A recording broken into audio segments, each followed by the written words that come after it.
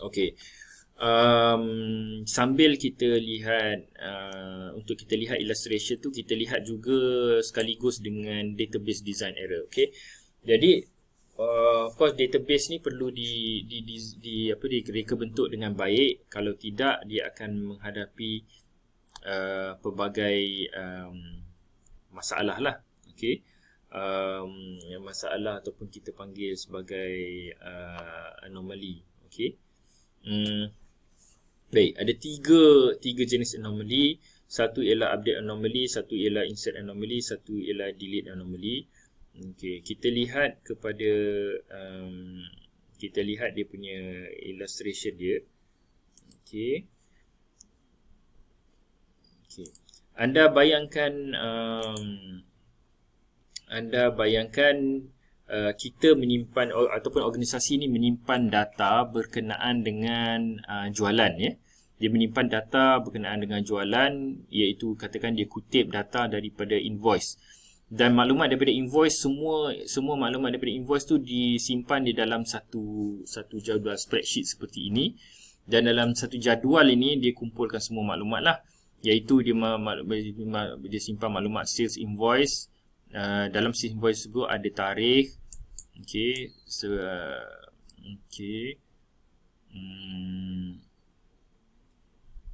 kemudian ada maklumat salesperson, okey, siapa jurujual, maklumat customer number. Okey, customer number ini customer number untuk mengenali setiap customer. Kemudian ada invoice total, kemudian ada customer name, street address, ini semua address, kemudian item number, iaitu item apa yang dijual kepada customer tersebut, berapakah kuantitinya, apakah nama item tersebut, berapakah unit price, dan extended amount ni ialah unit price darab dengan kuantiti. Okey. Jadi bila kita lihat kat sini, jalan jadual ni dikumpulkan semua maklumat, ya. Okey, dikumpulkan semua maklumat yang typically ada di dalam invoice. Tapi kita lihat juga bahawa dia punya row dia ialah, kalau kita lihat row ni, sales invoice number 101, bawah dia pun sales invoice 101. Kenapa sama? Sebab yang the first one, yang pertama ni, dia memasukkan maklumat item yang pertama yang dijual, iaitu item nombor 10, iaitu TV. Okey. Tapi row yang kedua ni dia menunjukkan penjualan item yang kedua, iaitu item nombor 50, iaitu microwave. Okey, jadi dia terpaksa pisah macam itulah. Okey, dan sebab dalam sel, maknanya dalam Excel ni, kalau boleh dalam satu sel ni kita hanya simpan satu data. Okey, jadi kita dibuat macam ni. Okey, jadi ini ialah jadual yang asal lah. Tetapi kita akan dapati bahawa jadual ini ada yang tak kena. Okey, jadual ni ada masalah, ya. Okey. Jadi kalau kita lihat jadual ni, apa masalah dia? Okey, jadual ni kita anggaplah sebagai satu desain pangkalan data lah, tapi sebenarnya dia tak jadi pangkalan data yang betul kerana dia ada masalah. Okey. Jadi masalah yang pertama dengan pangkalan data yang tidak didesain dengan betul ni ialah update anomaly. Okey. Update anomaly ataupun anomaly, perkataan anomaly ni apa maksudnya, ya? Anomaly ni maksudnya sesuatu yang tak sepatutnya berlaku lah, satu kepelikan lah. Okey, benda yang tak sepatutnya berlaku. Okey. Jadi kesilapan yang pertama atau masalah pertama ialah update anomaly. Ada masalah ketika update. Okey, apabila database kita tak betul.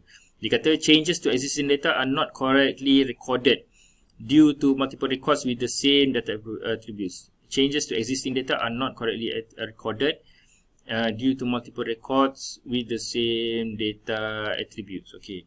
Jadi bila kita update data tapi kita tak dapat memasukkan, kita tak dapat update dengan betul lah. Okey, katakanlah seorang pelanggan yang bernama DNG dia pindah. Okey. Dia berpindah, dan ke mana dia pindah? Kita zoom sikit. Okey, DNG berpindah, dan DNG berpindah ke alamat tertentu lah.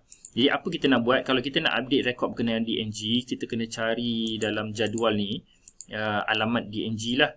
Okey, so kita nampak kita jumpa dalam row pertama DNG. Okey, ni DNG ni customer name, dan kita nak update alamat dia. So mungkin kita dekat street ni kita update lah alamat. Kita tulis 1 Jalan 2. Okey, Bandar Baru Bangi. Okey, state Selangor. Okey. Jadi bila kita update merekod DNG, kemudian later on kita nak hantar mungkin marketing material lah. Kita nak hantar surat atau kita nak hantar bungkusan pada dia.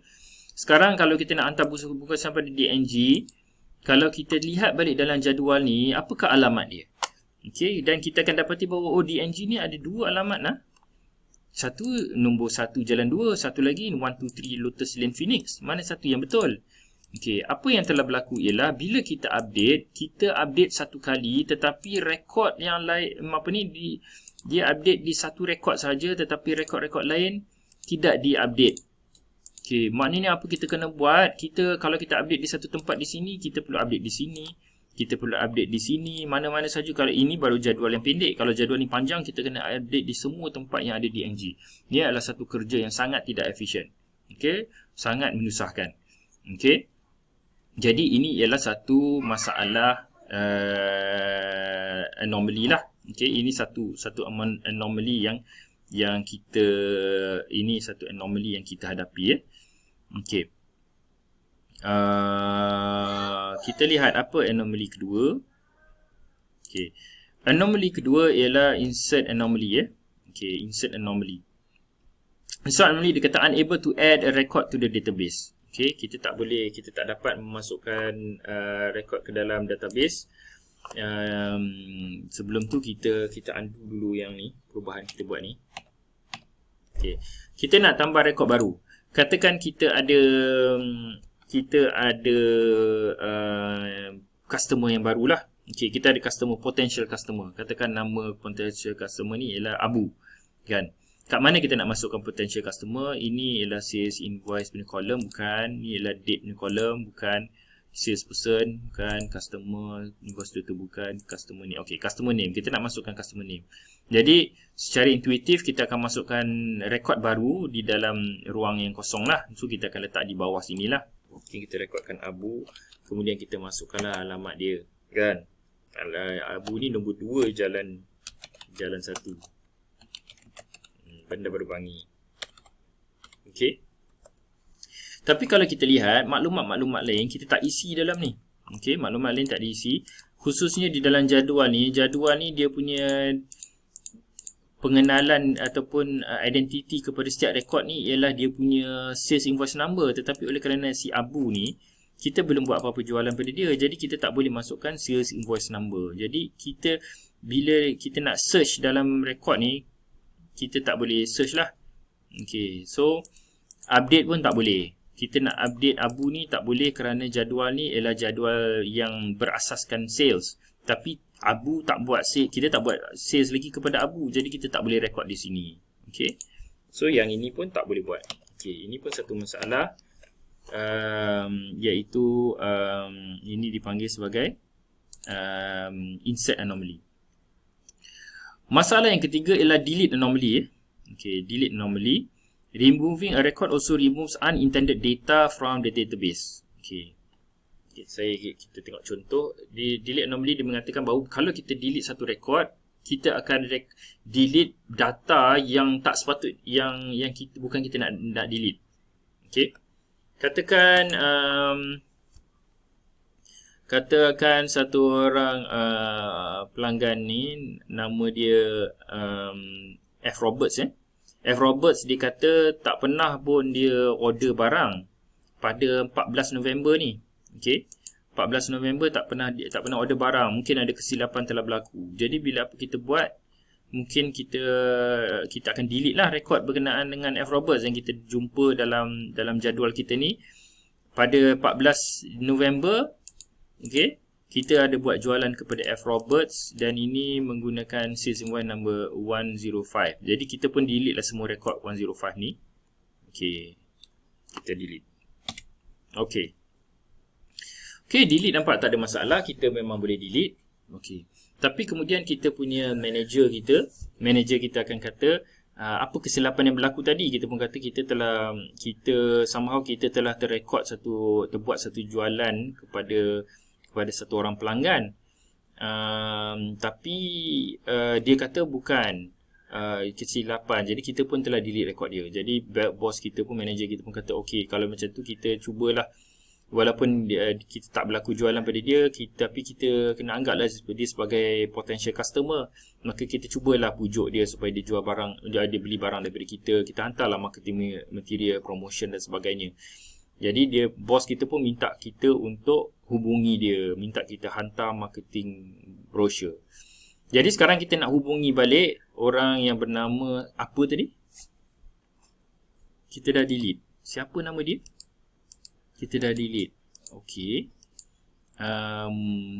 Yang saya ingat tadi nama dia F. Roberts. Okey, tak apa, nama dia F. Roberts. Tapi apa alamat dia? Kita nak hantar marketing material, tapi alamat dia tak ada dalam rekod kita. Okey. So, apa yang telah berlaku? Kita nak padam urus niaga. Kita nak padam urus niaga jualan kepada F. Roberts. Tapi sebenarnya maklumat F. Roberts masih maklumat yang penting. Kita nak hantar marketing material. Tapi apa berlaku bila kita delete urus niaga kepada F. Roberts, kita tu juga telah secara tak sengaja delete maklumat berkenaan dengan F. Roberts. Kita tak tahu alamat dia, nama dia pun betul ke ejaan ni kita pun tak ingat. City kita tak tahulah di mana dia kan. State dia di mana. Jadi kita telah delete maklumat yang tak sepatutnya kita delete kerana kita nak delete rekod tu memang kita nak delete. Tapi kita telah delete data yang tak sepatutnya kita delete. Okay. Jadi yang itulah yang dimaksudkan dengan tu. Cuma di sini dalam kes ni kita masih boleh undo lah kan. Kita boleh masih undo. Tapi dalam in real circumstances dalam database kita banyak rekod, banyak transaction, kita tak mudah nak undo macam tu lah. So tak boleh. So inilah masalah yang dihadapi semasa masalah yang dihadapi dalam inilah. Okay. Jadi macam mana sebenarnya nak selesaikan masalah? Sebenarnya masalah update anomaly, ketiga-tiga jenis anomaly ni dapat diselesaikan melalui reka bentuk pengkalan data dengan betul lah. Maknanya satu jadual ini sebenarnya tak sesuai, tapi kita kena pecahkan kepada jadual-jadual seperti ini ya. Okey, kalau kita lihat di sini sepatutnya ada 4 jadual seperti ini. Satu jadual khas untuk inventory, satu jadual khas untuk customer, satu jadual dipanggil sebagai sales dash inventory. Kenapa dia sales dash inventory ni nanti kita akan bincangkan dalam kuliah lain. Dan satu jadual sales. Jadi basically ada 3 jadual utama, inventory, customer dan sales, tetapi ada juga satu jadual ekstra yang dipanggil sales inventory. Okey. Jadi kita cuba lihat balik. Okey, kita recall balik bahawa kita pernah satu kali kita nak update maklumat kan. Okey, satu perkara kita nak buat dahulu, kita nak update maklumat DNG, dia pindah. Okey, jadi macam mana kita nak update DNG? Kita tahu DNG ni ialah customer, jadi kita akan update file customer saja. Jadi kita pergi pada jadual customer, kita cari mana dia maklumat DNG, kita jumpa satu rekod DNG dan kita nak ubah alamat dia. Okey, ni alamat dia, street dia 124 Lotus Lane. Ini kita nak tukar kepada nombor 1 Jalan 2 Bandar Baru Bangi di Selangor. Okey. Dan kita lihat di sini, oleh kerana jadual customer ni maklumat DNG hanya appear satu kali saja. Okey, dan oleh kerana sebab itu bila kita edit kita buat kemaskini alamat dia, kita hanya perlu kemaskini di satu tempat saja. Kita tak perlu scroll down jadual customer ni cari lagi maklumat DNG, tak ada. Customer DNG ni hanya appear one time saja di dalam jadual customer. Okey, so kita punya update kita selesai.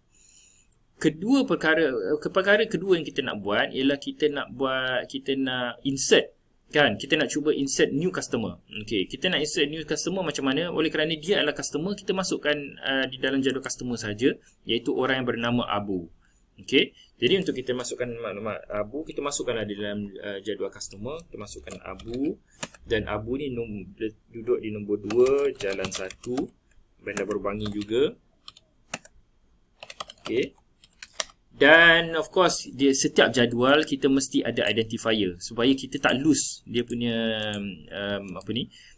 record ni. Maka kita perlu letak nombor macam nombor metrik lah, iaitu customer number. Kita boleh masukkan customer number di sini 154. Okey. Dan kita punya jadual customer cantik. Jadual customer kita ada maklumat berkenaan customer. Although abu ni kita tak pernah lagi buat jualan, kalau kita lihat dalam jadual sales tidak ada pun yang customer number 154. Tidak ada masalah kerana abu kita hanya masukkan di dalam jadual customer saja. Nanti kalaulah ada sales yang berkaitan dengan abu, barulah kita akan linkkan jadual tersebut dengan customer number. Okey. Yang ketiga ialah kita nak buat insert, kita nak buat delete ya. Kita nak buat delete. Okey, apa yang kita nak delete? Kita nak delete urus niaga 105. Kalau kita ingat tadi apa yang kita buat, kita delete urus niaga 105 kan. Sebab F. Roberts ni dia kata bahawa urus niaga 105 tu tak betul. Jadi apa kita buat kalau kita nak delete urus niaga? First thing ialah kita kena cari urus niaga yang kita nak delete ialah sales. Okey, jadi of course bila kita nak delete pada sales, maka kita cari jadual sales dan kita cari urus niaga 105. Ini urus niaga 105, jadi kita delete. Okey, kita delete. Dan juga sales, dia ada satu lagi jadual sales inventory. Yang ini pun kita perlu delete juga, rekod-rekod berkenaan dengan 105. Jadi ini adalah rekod-rekod sales inventory 105. Okay. Now kita dah berjaya delete rekod. Lepas tu manager kita dia kata dia nak suruh kita contact balik pelanggan tadi F. Roberts. Macam mana kita nak contact? Kita akan pergi pada customer file. Kita jumpa, oh ni F. Roberts, dan kita dapati, oh dia ini alamat dia kan. Tadi bila kita delete kita delete urus niaga F. Roberts, terus kita hilang semua data F. Roberts. Tapi sekarang kita delete urus niaga yang berkaitan dengan F. Roberts, tetapi maklumat F. Roberts tu sendiri masih ada, intact, tidak kacau F. Roberts, dia punya alamat dia. Jadi dengan kita bila kita design kita punya database untuk menggunakan jadual-jadual seperti ini, dan jadual ni dia ada link dia. Okey, jadi saya ulang, di sini saya boleh tunjukkan apa yang dimaksudkan sebagai primary key, apa yang dimaksudkan sebagai secondary key ataupun foreign key. Jadual customer number adalah dia punya primary key dia. Tetapi primary key customer number ni digunakan di dalam jadual sales. Jadi yang ini customer number di sini di jadual sales ni, ini dipanggil sebagai foreign key kerana ini adalah key, primary key di dalam jadual customer. Okey.